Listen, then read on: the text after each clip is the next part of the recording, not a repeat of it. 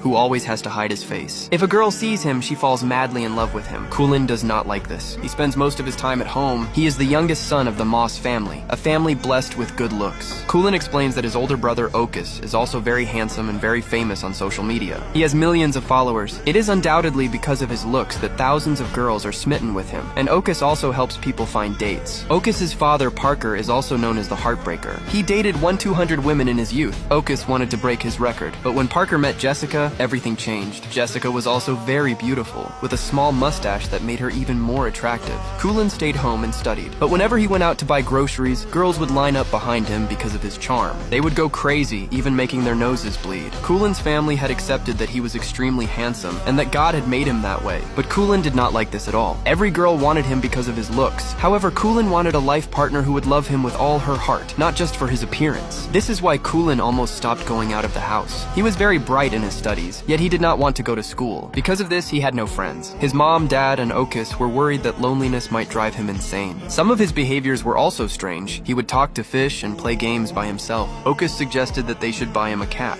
His mother replied, "It is not that simple. We need to send him out so he can socialize and live a normal life." Parker asks, "What can we do to get him out? I have asked him several times to participate in national sports, but he always refuses." Okus says, "I even tried to set him up with my girlfriend's sister, but he ignores me." He then asks Kulin, "What kind of girl do you want?" Kulin replies, "She should be cute, kind, and understanding, and most importantly, she should not be interested in me." They are confused. How could they possibly arrange a date with a girl he does not even want? Sending Kulin out of the house did not seem possible anyway. Then Jessica comes up with an idea. She says, "We will stage a play. We will pretend we cannot afford his homeschooling and are facing financial difficulties." At night, when Kulin goes out to drink water, Okus tells his parents to act as planned. Mom and dad begin pretending that their financial situation is serious. Following their plan, they say, "We do not have enough money to pay for Kulin's homeschooling. His last semester is very expensive, so we will have to sell our things. From now on, we will have to survive on simple food like scrambled eggs and lentils for breakfast." Kulin begins to cry after hearing this. Okus is relieved that their plan has worked.